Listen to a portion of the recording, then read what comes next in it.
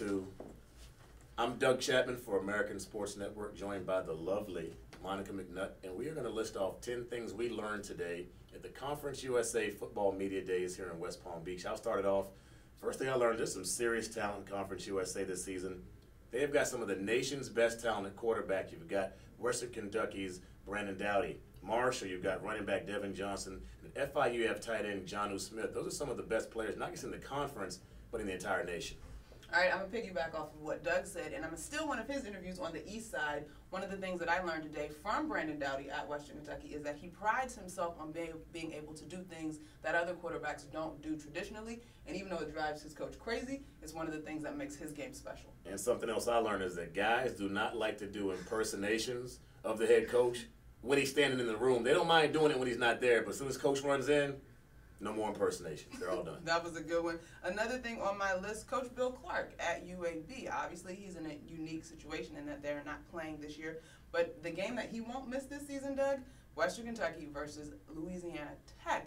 He also said that he'll be spending most of his time this season recruiting and getting guys to buy in. I learned that a half ton of Popeye's fried chicken does not last long in a room full of college athletes. I mean, it was, now you see it, now you don't. I went back to try to get seconds. There were barely crumbs left, so it doesn't last long with kids around. Not at all. I learned out of Louisiana Tech again, 5 losses can mean more than a bowl win. Control Bryce, their safety, came in talking about the things that team wanted to improve on rather than relishing in their bowl victory last season. I learned from Rice's Stuart Mushantov that there's such thing as an unprotected sack.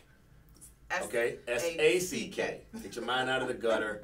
He's a defensive tackle, and he said that's what they like to get, is they like to get to the quarterback. They call them unprotected sacks. That was one of my 5, but also speaking of Stewart, he can throw down in the kitchen, and hopefully we get a chance to do a feature on him. Make Lebanese food, right? Lebanese food. We're excited about that one. Another one of my great potential features that I picked up today out of North Texas, Marcus Smith has a really incredible story. His father passed away before he got an opportunity to see him play in his collegiate career. So now he plays every game for his dad, and of course we hope to have more for you on that story later in the season. And the last thing I learned is it's going to be another great year for Conference USA football. A lot of big games, a lot of big players getting national attention, and I cannot wait until the season kicks off. I'll be watching every moment of it.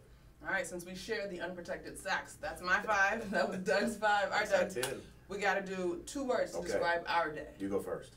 I'm going to say surprising, and I'm going to go with sincere. Okay. I was surprised in some of the answers that we got from some of the guys because they were so sincere. I expected maybe guys to be a little bit more into individual accolades, but it was truly all team. And when coaches said that their players love one another and play for one another, it felt like that was legit and not just coach speak. I'm going to say the first word is impressed. I was extremely impressed with how polished the players were in their interviews. You could tell that the coaches had worked with these guys, and not just that, with the way they're supposed to talk on camera and behave when they're in the building and around media, but the way they interacted with each other. You didn't see guys having any issues with guys from other teams. And it was a very cordial environment. When we know when they put the pads on, it won't be so friendly. And the second word I say is hungry, because there was no chicken left when I went to go back to get some chicken. Hungry. Yeah, literally. I was literally hungry because I was hungry, and the guys ate all the chicken. Like I said, you can't leave that much food laying around a bunch of college football players. It's not going to last long.